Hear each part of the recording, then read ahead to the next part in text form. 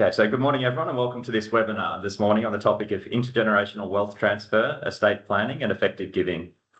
For those of you that it's their first time on the call today, or I have not met, my name is Tim Whybourne, and I'm one of the managing partners at Emmanuel Whybourne & Lur. We're a boutique investment advisory firm for high net worth investors, where we assist clients optimise investment returns by allocating from everything in private equity and digital assets, all the way through to unlisted property deals and equities.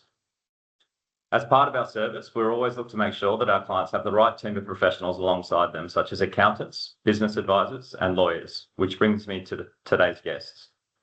Sorry, but before I introduce you to today's guests, I just wanted to provide some housekeeping. So I think if anyone has any questions throughout this talk, then please just write them in the text box. So there should be a box, the chat box in the Q&A up the top, where you can click on that and put your question in, and we'll save that to the end if that's okay. So we're very privileged to have with us this morning Rachael Rofe, who has more than 2 decades of experience advising high net worth families on wealth transfer, succession, and philanthropy. Rachael is an estate planning lawyer and founder of Rofe & Co. Some of you may have encountered Rachael in her previous role at Australia's largest donor advising giving fund, where she helped over 700 families give over 500 million in structured philanthropic capital. She's recently stepped out into private practice, and it is with great pleasure that I introduce Rachael to you all this morning. So welcome, Rachael.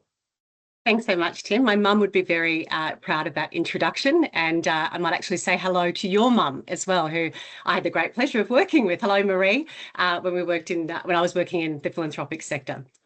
Yes, thank you. Shall we start? So I could have gone on. I could have done another couple of paragraphs, but that was a very condensed version. So it doesn't quite do you justice either. But no, we are very lucky to have you here today, and I know the listeners will think the same. So.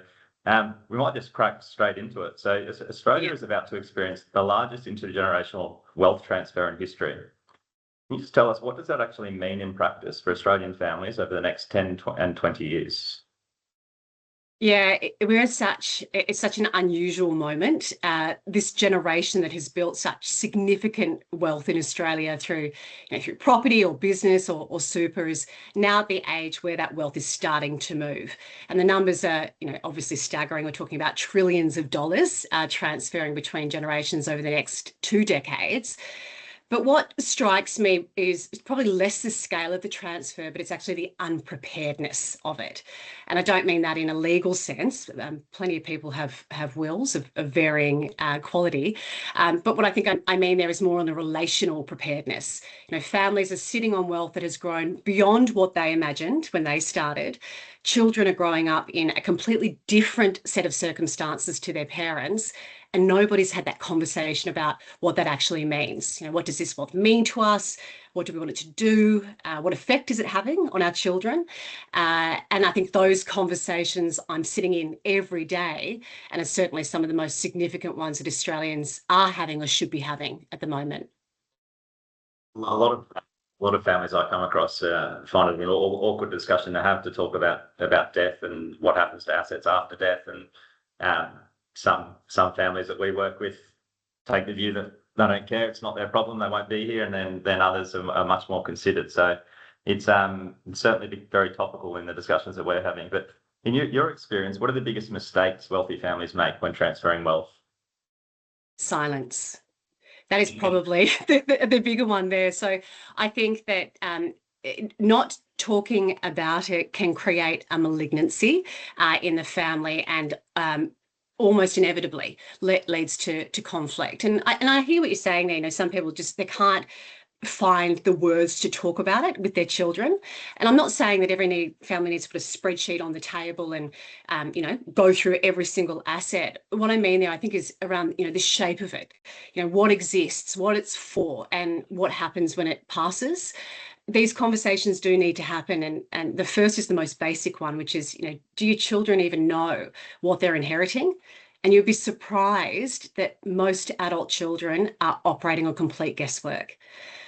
They need to have that values conversation. What did the wealth cost to build? What was the personal cost to the parents, which might explain why they can get frustrated where they think the children are being frivolous with money. What do you want that wealth to do for the next generation? What has it done to them? What are you worried about? What effect might it have on them? And I think the hardest conversation, and I think this is where one of the biggest mistakes arises, is the unequal decisions that never get named. So the child who is getting less, the stepchild situation that's never been addressed, those conversations are certainly uncomfortable, which is why they get deferred. But then the will delivers the news to the family, and the family fractures around something that just could have been resolved years earlier with a conversation. We've seen several of those examples firsthand. So we've seen, unfortunately, over the 20 years, we've obviously lost a lot of clients to have passed away to various things, but where the kids just have no idea how much they've inherited or how wealthy their parents were. And sometimes it's tens of millions of dollars and the kids just have absolutely no idea, and that's life-changing. They've never had the discussion about what the parent wanted them to do with that, or even how to manage it. And then the other example we've had was I remember speaking to a German lady who had a very wealthy family in Germany, and she had the brothers worked on the farm in Germany, and the dad had gifted most of those assets to the kids that were working on the farm, and she got some of the other assets. And she thought that if that discussion had not happened during her lifetime, she would have been incredibly upset and resentful and not really understood. But the father had the opportunity to explain to her why that was happening. It wasn't malicious. There was very good reason, and she was completely fine with it after she listened to the reasoning. At first, she was a little bit hurt, and then completely understood the rationale. So it's incredibly important to have these discussions while we're alive, and we can explain to avoid having a child that's potentially resentful for the rest of your life and never having the chance to defend your reasoning. So completely agree. How has the modern Australian family changed estate planning complexity? So things like second marriages, blended families, adult children, family businesses, SMS and trusts. This all sounds very complicated these days. Yeah, it kind of is. Yeah, significantly. So obviously the wealth, the magnitude of wealth has changed, but also the structure of that wealth. So, a simple will these days will no longer cut it, particularly because your will is only dealing with a very limited set of assets. So, if you've got a superannuation fund, a self-managed superannuation fund, you need to think about how that's going to pass. You need to think about family trust, how control of that is going to pass. All of that sits outside of the will. So from a sort of a legal side and a structuring side, it is certainly more complicated, and a will alone won't cut it. Then there is the relational side. So I'm dealing with families who might be second generation, it might be second marriages, third marriages, sometimes blended families with different children having different expectations around exactly what's going to happen with, say, mum's assets versus stepdad's assets.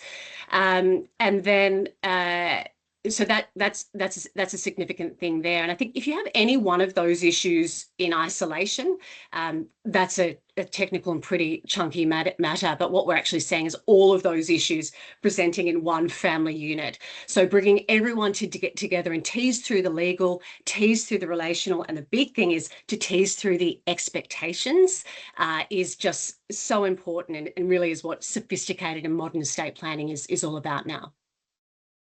Okay, so I'm gathering you think estate planning is much more than just a piece of paper that you get from the news agency. It's the discussion that goes around that, and the framing, and hours and hours of thought, I would imagine. So it brings me to the next question. So estate planning is more than just having a will. So what are the people that just go to the news agent, get the will, think they can tick that box off? What are they missing? They're missing out on a lot. First of all, no certainty that all of their assets are going to go where they want them to go. So let's just start on the technical. And I always say estate planning is never just about the technical. You can have the best technical legal document that has thought through everything, but if you haven't done the relational work, that is actually where everything blows up. And it's probably the same, in any sort of wealth management. It's the same sort of thing. You can tick boxes, but if you actually haven't worked out how that's going to play in practice within relationship dynamics, it can all fall apart at the very worst possible moment. But I think just thinking about the technical side of things, so you certainly want to have a will. A basic will is one that you're going to pick up at a news agency, and it's going to pass those assets that you own solely and legally in your own name. If you think about your assets, how many do you actually own solely and legally in your own name? You might have a bank account, you might have a car. Your principal place of residence it might be held jointly with someone, might be held jointly with your spouse. So if you die, it doesn't go in accordance with your will. It's going to pass automatically to the surviving joint owner, regardless of what your will says. Is that what you want to have happen? You might have, well, most people have superannuation outside the family home or in addition to the family home. It is one of the most significant assets. That is not going to automatically pass in accordance with your will. You need to have a binding death benefit nomination to work out exactly where that's going to go. And where it passes, who it passes to and how is going to have tax implications. We've got death benefits tax in Australia. So potentially you're going to see what you pass in super reduced by this death benefits tax because you haven't thought about who it's actually passing to and how they can receive it. A lot of people have assets inside family trusts. They don't pass in accordance with your will. Really what you want to be thinking about there is how control of those assets pass. So the first is a simple will kit is not going to do the job for even the most sort of modest estate plan now, because a lot of people's most significant assets fall outside the will. The second thing that a basic will kit is not going to do is think about the tax implications. And that's really is an important a consideration, particularly at the moment. We're hearing a lot of discussions around taxes and estates. So your will should be thinking about not only who am I going to pass it to, but how am I going to pass it to them? Is there a way that I can offer them the opportunity to minimise tax on any income that they generate on their inheritance so that they can provide for people in the most tax effective way when they're no longer alive to do so? And also, can you protect those assets if a beneficiary is going to go through a relationship breakdown, or is a creditor is coming for them, or they're just simply vulnerable and incapable of managing it themselves? So a basic will kit is not going to even think about offering discretionary testamentary trust, which is certainly something that even the most modest estate plan should be including. And then obviously the other element of the estate plan is how do we bring everyone in the room to have the conversations that people can feel really a little uncomfortable about, but the family as a whole will be all the better for it because it will eliminate fights when the parents are no longer alive to try and defray those arguments. So a will kit is going to give you $7 of lack of certainty and potential arguments. I think investing the time in getting it right is so important. I completely agree. You touched on this briefly, but there's obviously a couple of changes in the budget that not many people that I'm aware of are very happy with, but they proposed a change in the tax treatment of testamentary trusts. Can you just walk us through what those changes might be? And again, you touched on this one, just are we seeing the rise of death duties?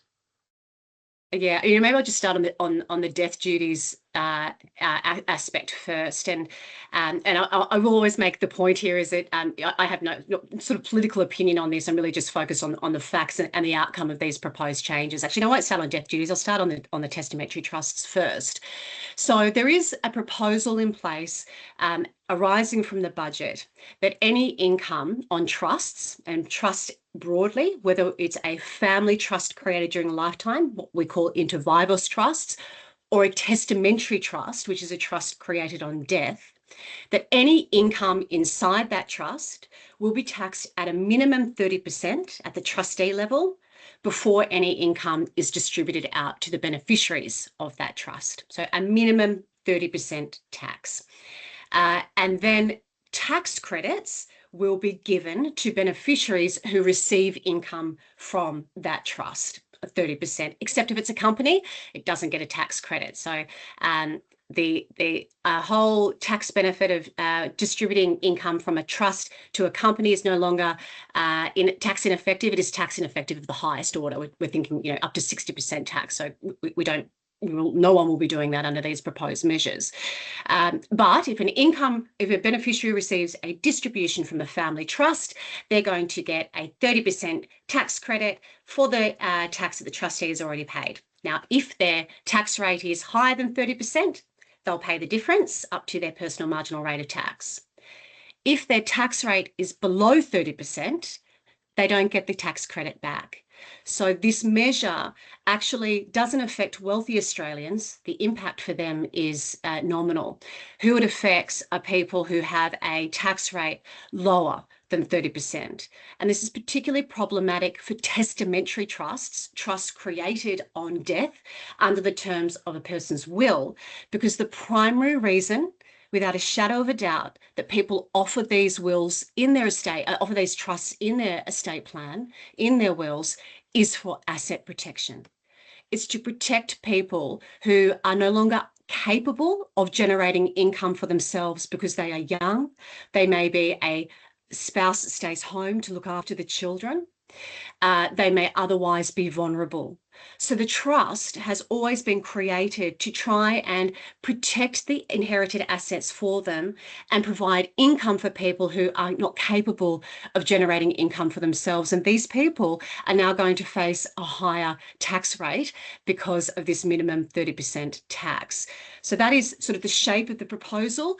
I was saying to Tim, I mentioned earlier that estate planning lawyers are usually lovely and mild-mannered and meek, but really are up in arms around this because we will see the impact that this has on families who are trying to provide for their, for their loved ones when they're no longer able to do so. So that is the proposed measure. It is not law yet.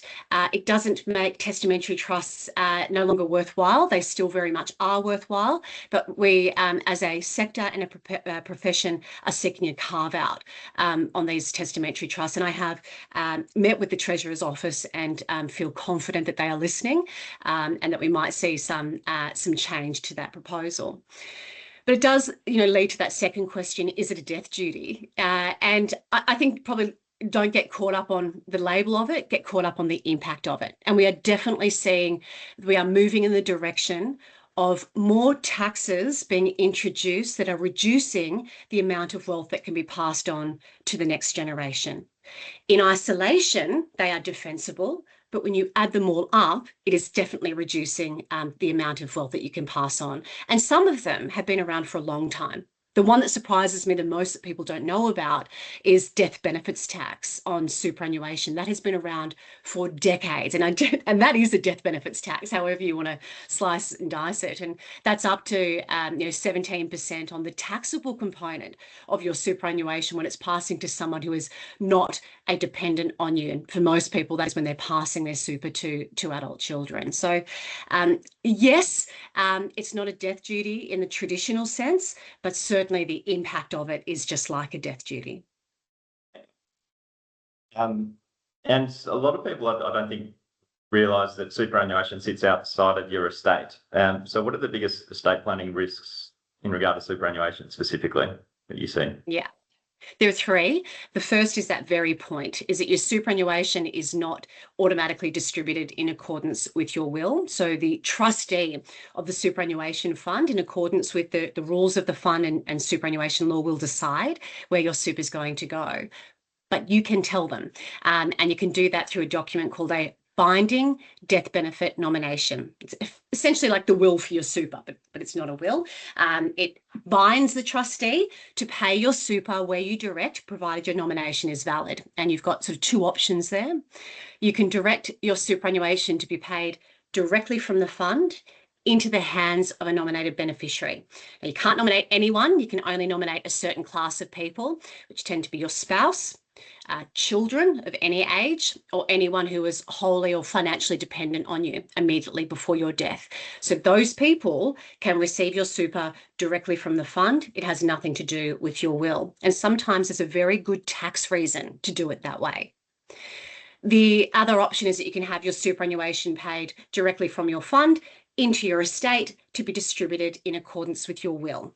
And that is the option when you're passing it to someone who's not eligible to receive it directly from the super fund, Or you might want it to pass into a discretionary testamentary trust that's offered under your will, so your beneficiaries can receive your super in a way that protects the super, or potentially allows them to achieve some tax savings on any income generated from it. So there's things to be thinking about there. The first thing is you need to make sure that you've got a binding death benefit nomination in place, and that it's valid, and it's going in a really strategic way that's tax effective and asset protective.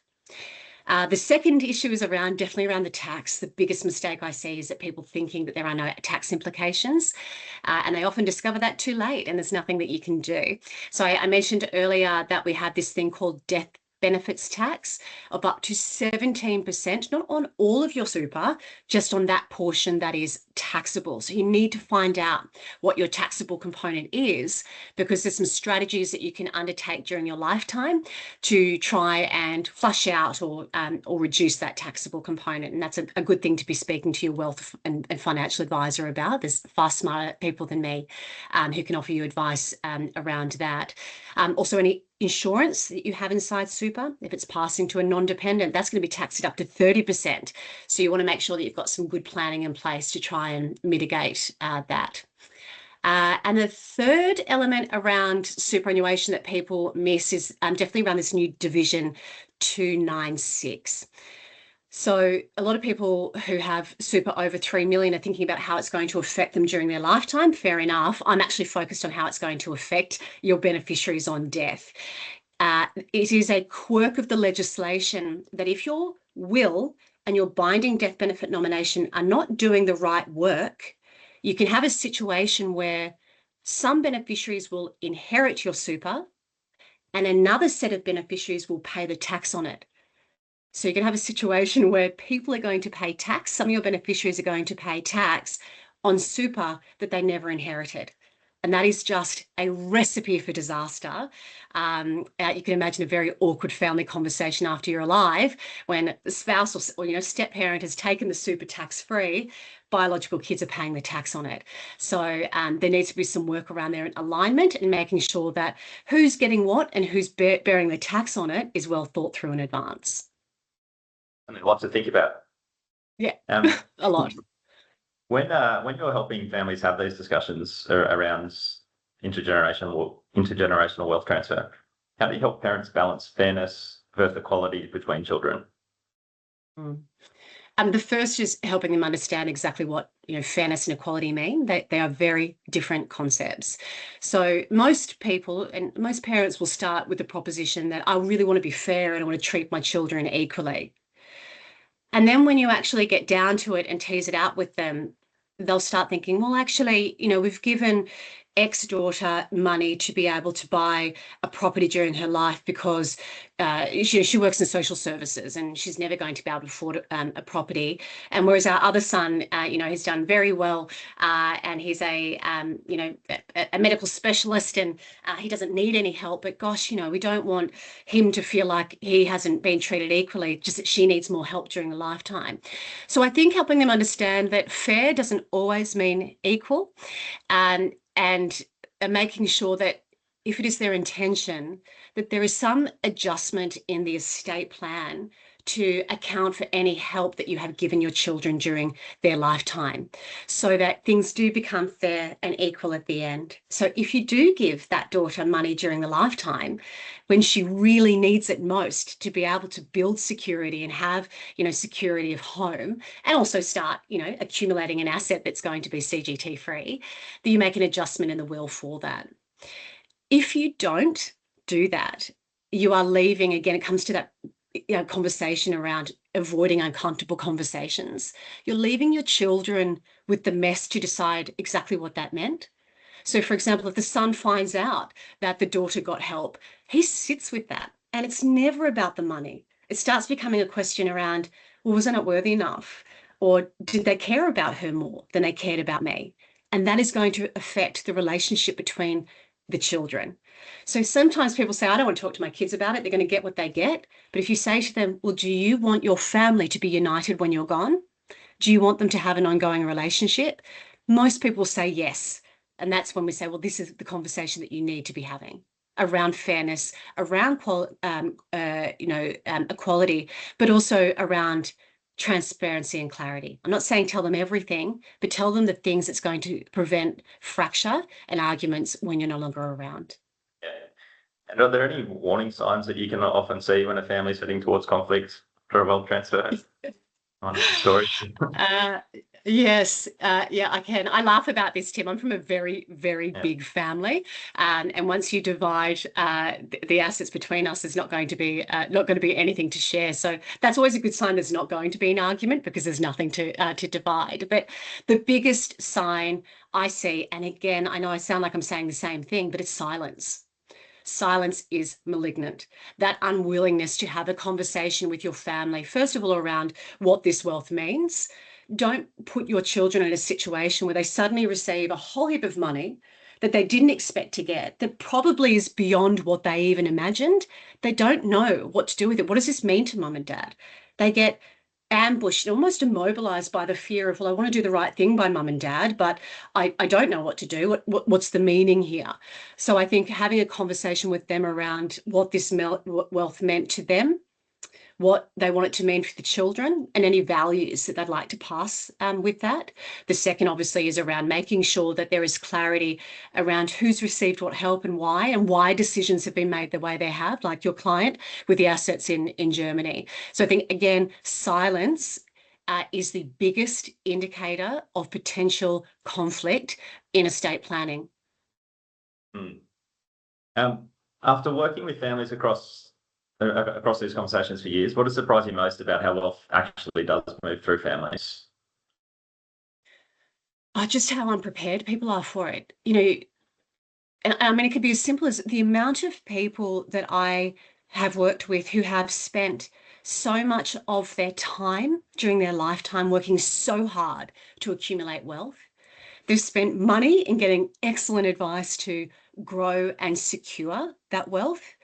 They have spent no time planning on how it's going to pass, either thinking about how it's going to pass during their lifetime, around philanthropy. Do they want to start giving whilst living and what that can do for the family?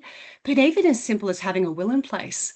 You'd be shocked by the amount of people who simply don't have a will, or they have a will that's 10, 15 years old. It hasn't kept pace with their wealth. It hasn't kept pace with the structures that they have. And it is going to be a mess when it passes. So it's unpreparedness in legal structuring, unpreparedness in the conversation with their families. That is the most surprising thing.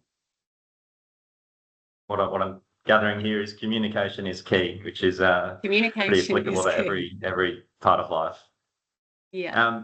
So on to one of your passion topics now. So you obviously worked 10 years working in philanthropy and advising people on effective giving, and there's lots of different vehicles that we can utilise to give. Obviously, I'll let you walk through them. So can you explain the difference between casual charitable giving and structured philanthropic giving, and what structures are available to Australian families today? And this is pretty timely, obviously, before June 30. If anyone was looking to get some deductions before the end of the year, this is often a great path forward.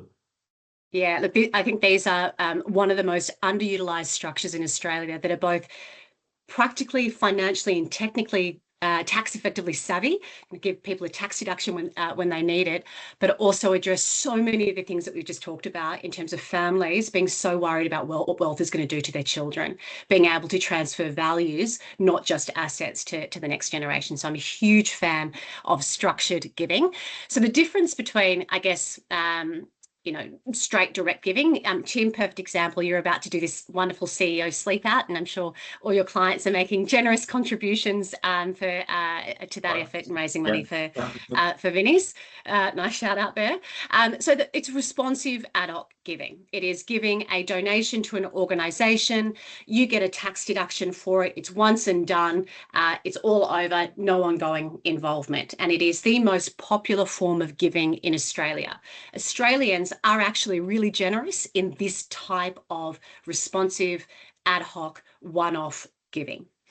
Structured giving is different to that. It's still generous. They're both very generous. But instead of just doing it once, what you do is ring fence some of your wealth and say, I'm going to commit this amount of money to my charitable giving, and you put it into something that's called an ancillary fund. It's soon going to be called a giving fund. So I'll use the terminology giving fund.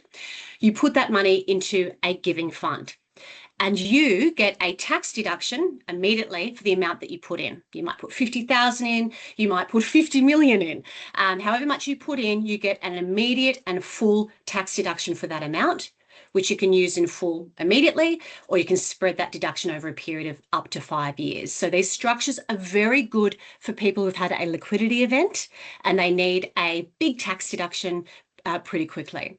So you put that money into your giving fund and you get your tax deduction now, but then you get the benefit of time.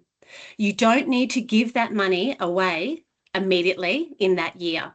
You have the flexibility to give it away well into the future. You need to give away a minimum amount every year. That minimum amount is going up. It's going up to 6% of whatever you put in. So you need to give away a minimum 6% of the balance every year to charity. And meanwhile, while you're thinking about who you want to support, that balance inside your giving fund is invested for growth, and those returns are tax-free. So whilst you're giving money away, you're also growing the amount that you can give. So that's kind of the give and grow benefit of it. But the beauty is it allows you to spread sort of the joy of giving, if you will, well into the future, as opposed to that one and done when you've just given money to St. Vinny's for a CEO sleep out. We're certainly getting more and more clients ask about these types of structures. So it is becoming more and more popular, I think, as a structure evolves. Because I think when we first came across them, it was relatively prohibitive. You needed $500,000 at least to make the economics work. But my understanding is now it's a lot more. The economics now work, so you can do it at $50,000 or probably even less. I really like what you said there before about transferring values, not just transferring wealth. I've never heard it put like that before, but that's that really resonated with me. How can philanthropy strengthen family culture and engagement across generations? Yeah, it takes the conversation from assets to what difference do I want to make in the world with my wealth. It opens up conversations that families have never had before. So when I'm talking about these giving funds, and I should specify that there's two different types of giving funds, one with an entry point around 50,000, one with an entry point around 2 million. Whichever one is right for you depends on how much control and how much involvement you want in running the structure. But we can come back to that in a moment. But what philanthropy does, and what these giving funds do in particular, is bring the family together to have conversations around the world and the difference that they want to have with their wealth. If you think about it, when do you sit down with your family? I mean, I'll give you an example, a really beautiful conversation that I facilitated with the family who had to make decisions around the 6%, how much were they going to give away? So they brought the family together and everyone could decide a percentage each. There were grandchildren involved and there were children involved as well. And in that conversation, the parents learned so much about their children just through learning about what mattered to them. So one child came to the table to talk about wanting to support a particular, a women's project for domestic violence, and that opened up a conversation. Well, why is this important to you? And she talked about the experience that she'd had, particularly around university and some of the things that she'd seen there that they didn't know about. And so suddenly they learned that to their daughter, women was a very important issue to her, whereas one son came with a completely different thing around the environment. And so he's like, I really want to support Bush heritage, and this is why. That then opened up a conversation. Well, if you want to support Bush heritage, how are we investing the capital in this structure? Is it aligned with the change that we want to have in the world? So these values-based conversations open up a whole new world to the family where they learn about each other, they learn about each other's values. And obviously then when the parents are no longer alive, not only have they transmitted their values to the children, generosity, values of generosity, but also what matters to them in the world. They've created a vehicle where the family, the children, the grandchildren, great-grandchildren can continue to come together around this giving fund and have a conversation around their parents' values and the values that they have and the change they can make with this capital that all started with mum and dad. It is one of the most transformative things that I get, that I witness. So I think definitely if you are concerned about not just passing assets, but you want to pass values, structured giving during your lifetime is something you should be thinking about. We've just been speaking about during the lifetime, so when matriarch, patriarch are alive and they get to get the family around the table and talk around giving, which would be really powerful, and you get that transfer of values in their lifetime, which would be really nice to see. But are there tax-effective ways to integrate philanthropy into estate planning, kind of beyond the grave, I guess, without being just a tax strategy? Is that very common? Well, the good thing about that question is that giving under your will is not tax effective. So it's always just about generosity. So one thing that a lot of people don't appreciate is that if you make a bequest to a charity under your will, the estate's not going to get a tax deduction for that. So it is always more tax effective to do giving whilst living, or give your estate to people that you trust who will definitely honour your wishes and make a gift to charity, because they will get a tax deduction for it. So I would always say that if tax is important to you, giving whilst living is definitely something you should be thinking about, as opposed to giving on death. And look, the other point that I would make is giving while living also gives you the opportunity to bear witness to the impact that you're having in the world. And that's going to change you in ways that you can't possibly imagine. I'm not saying that you need to make a donation and get your name on the library or on the new centre. I don't mean that. It doesn't need to be performative. I mean just seeing the difference that you've made with the money that you've put towards the community. So I think to the degree or to the extent to which you can, I would always encourage people to try and give while living, not just from a tax perspective, but because it's just joyful to bear witness to. But in terms of your estate planning, increasingly we are seeing people leave bequests, and in Australia we're pretty lousy at that. Primarily because we don't have death duties in the traditional sense that you do in the UK and the US. So yes, a will is a great place to make a legacy, and even 1% of your estate will make a huge difference. Leave 1% to charity and 99% to your family. Imagine if everyone did that. Imagine what a difference that would make to the community in Australia. Huge, and I think that's often lost on people. People will often think to themselves that it's too small, I won't be able to make a difference. But as a collective, if everyone changed that thought of it, it would make a huge difference, wouldn't it? So, yeah, exactly right. I imagine you're changing tax here a little bit. I imagine you work with a lot of a few advisors like myself. What role do you think financial advisors should be playing in intergenerational wealth transfer, and what opportunities do you think they miss by avoiding that family conversation? That is such an excellent question. And I think a lot of advisors, wealth advisors, need to reimagine their role. I think that your role is not just about managing money. Your role is also about helping manage the family relationships in a way. I often see a lot of advisors say, look, I don't want to overstep the mark here. I don't want to get involved in the family dynamics, but you are one of the closest people outside of the family to the most intimate details of the family. You know the relationships, you know the financial events that have changed their lives, you know the personal events that have changed their lives. So if not you, then who to facilitate this conversation? So I think advisors have a massive role to play in intergenerational wealth transfer and to make sure it passes smoothly. And not avoiding the difficult conversations is important. Reimagining your role so that you are not just a wealth advisor, you're a facilitator of the relationships that sit around this wealth. This wealth is not going to move well. This wealth is not going to be managed well if the family are fighting. And part of your role is to try and prevent that. bringing the next generation into the conversation is one of the most important things that you can do. First of all, for the matriarchs and the patriarchs of the wealth, it gives them comfort to know that if something happens to them, the next generation aren't at a loss. There's someone trusted who understands what's going on and has brought the next generation into the room to make it technically easier for them.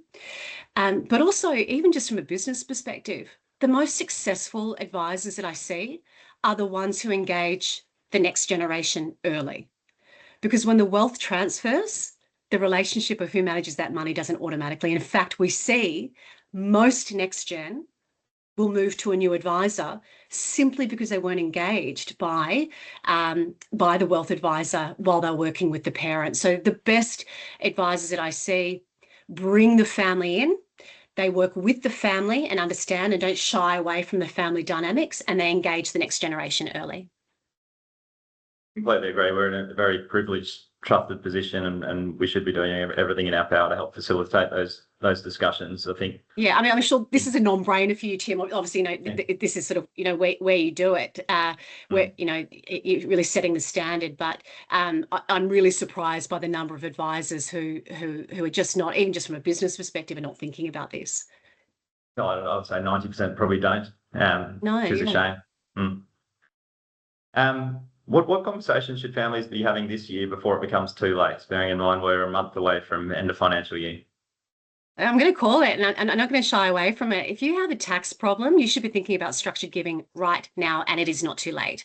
So if you have had a liquidity event this year, if you have realised some shares, you've sold a property, you've received a bonus, you should be thinking about whether you can go down the path of structured giving, because you can't keep that money anyway. It's either going to be going to the ATO in tax, and the government is going to decide where it's going to be spent, or you can contribute that to a giving structure like a giving fund, and you can decide the impact that it's going to have on the world. So that would be the first thing I would say. I think if you've got looking at a potentially a $40,000 tax liability this year, you are in the sweet spot to start thinking about establishing a giving fund before 30 June, get the tax deduction when you need it, and then enjoy all the flexibility that comes with giving that money away over time and bringing your family into the conversation. So that is definitely the number one time-sensitive thing. The second thing that you should be thinking about is your estate plan. You should be thinking about that all the time whenever you change your assets, but especially what's happening right now with the proposed budget measures. You need to check in on your estate plan, first of all, to make sure that your plan reflects your current asset structure, that everything is taken care of. And if you do have discretionary testamentary trusts already in the will, fantastic, that's great. And you still want discretionary testamentary trusts in your will, no matter what happens with these budget changes, they still offer asset protection and the potential for some tax savings. But you want to make sure that they've got optionality included in it. And that is where you have otherwise a very capable beneficiary who's going to receive the inheritance. You're not so worried about their ability to manage it, but you do want to make sure that it's going to be protected if they do go through a relationship breakdown or some sort of risk event. Want to make sure that they're given the option as to how they take their inheritance. Because if you don't do your will, again, for another 20 years, which is a bad thing, but if that happens, and you haven't given them optionality, you're potentially locking them into something that might not work for them based on their circumstances at the time, but also the legislative landscape. So if this budget measure has taught us anything, it's that flexibility in estate planning is really important. And just on that, how often should people be reviewing their wills? That whenever they check in with their financial advisor and make any change to their assets. So far more regularly. And I'm not talking about having to redo their wills. I'm talking about reviewing their wills. So most of the clients that I work with will touch base once a year and we'll just check what's going on. Has there been grandchildren? That is always the most delightful conversation, is when people suddenly have grandchildren and discover that it's all fun and no responsibility, but that often shifts their estate plan. They want to make some provision directly for grandchildren. I think if there's been change in their asset structure, I know a lot of people are thinking about what they do with their super now as a result of Div 296. If they're pulling some stuff out of super and putting it into different asset classes, or are they bringing forward gifts for their children and giving them some money now to help them while they're alive and can do so? All of those things are going to require a change to an estate plan. So I think probably at least once a year when you're meeting with your financial advisor, asking the question, look, is there anything here that means we should be probably checking on the estate plan, is really sensible and is going to avoid some headaches down the track. Makes sense. This will be the final question from me. I think there's one question in the Q&A already. So anyone that has any questions, please add them to the Q&A or the chat box, and we'll get to them after this. So what does a successful wealth transition look like to you? So if someone ticks all the boxes and has the perfect wealth transition, what does that look like, and how do they prepare for that? Relationally, it's a successful wealth transition is how it feels to the people who've inherited the wealth. So they feel confident about managing the money. They feel capable of responsibly managing the money, and they feel pretty loved. There's no questions around how their parents felt about them. That's successful wealth transfer. What is required to be able to achieve that? Capability means that they've had a really great wealth advisor who's brought the next gen into the room. So they feel like when this wealth does land in their lap, they're surrounded by a team of experts who are going to make it a lot easier for them to make decisions around what to do with it. Feeling loved means that they've had the conversation. Parents have spoken to their children around what this wealth means, why they've made certain decisions the way that they have in transferring the wealth and in the estate plan. And so no one is blindsided and left feeling like perhaps my parents felt differently about me after all, which, as we know, is kind of malignant and insidious and does affect the relationship between families long after someone has died. So confidence and capability is around the advisor. Feeling loved is around the clarity of conversation that people should be having around wealth. And the other thing I'd think about is you've passed some really good learnings on to your kids as well. Not just money. You've had that conversation around values as well. You've demonstrated values in action. You've thought about structured giving. You've thought about supporting the community during your lifetime if it's within your means. So kids feel confident knowing about what this wealth meant to you, what it meant to you in building it, but also what it's going to mean for them and the change it can have in the world. Oh, thank you. Get on to questions from, we've got one here from Donald Griffin. So it says, Rach, I love what you're doing in this area, building on, do you know Donald? Is it Donald Griffin, did you say? Yes, yeah. Hey, Donald, hi, hello, Donald. Donald is someone, he speaks exactly the same language as me. Yeah. Yeah, no, we work with Donald also. So thank you for attending, Donald. He says, Rachel, I love what you're doing in this area, building on stopping the silence and the relationship dynamics, as you said. Do you see any value in the prenups for siblings? Okay, this is a great one. Here is this the prenup between siblings not fighting, or is this the prenup around having conversations with children and who are getting married? The kind of both. So the first one is around prenups generally. I am often brought into the room with the family, with the children who are inheriting, to talk about what the parents are doing to help with the clarity conversation around the estate planning, but also to talk about some of the measures that the family would like to take to protect the children, particularly when they are providing them with assistance during their lifetime. So parents often feel uncomfortable asking their children to have a conversation with their spouse or their in-laws or their outlaws, as I call them, about prenups or binding financial agreements when significant amounts of wealth are going to pass during the lifetime. And I'm often brought in to try and help that conversation along and frame it as something around, this is not about lack of trust. This is really just about the vicissitudes of life and understanding that what sacrifice has been made by the parents to build this wealth, that it's not so much about you, the in-law, or the outlaw, as sometimes they're called. It is as much around what we've had to sacrifice and what that means to us. So yes, we have a role in having that conversation, but also then the conversation between the siblings around the help that has been provided and the agreement that they're going to have around what happens when the wealth transfers, and arguments, and when arguments won't be had. So really, again, it's clarity of conversation. It is also a little bit around values, and partly it plays into this conversation we have around family governance. And look, I'm on family governance, I must say I'm a little bit skeptical around it when people talk about, well, the family charter. What is it, a family charter? Really, a family charter is just the values. What do we as a family agree on? What are we going to argue about? What are the potential flashpoints? How can we deal with that in advance? That's not a written document. That's a conversation. It's just a clarity conversation that you have during the lifetime. So I don't think we need to get too sophisticated about these things. I think it really can be as simply as bringing people in the room to have, the explanation and to have that clarity to understand why people are making the decisions and what will we do if we disagree. And how effective do you think, just extending on that, how effective do you think prenups are? My wife works in the family courts and often contesting these types of things on one side or the other. So it's they're not bulletproof, are they? No, they're not bulletproof, but nothing is. So I preface this by saying I'm not a family lawyer, so I very much stay in my own lane on these sorts of things. And there's a few different elements to what you're saying there around binding financial agreements, and also around the asset protection that's offered in discretionary testamentary trusts. So the first thing, and also loans that are given to people during their lifetime. And on the loans, a lot of people think, well, if I give money to my child, I'll structure it as a loan. And that means I can call it back in if they go through a relationship breakdown. Family courts have progressed well beyond that. They're going to look at things as, was it on commercial rates? Is there a history of repayments? Was it secured?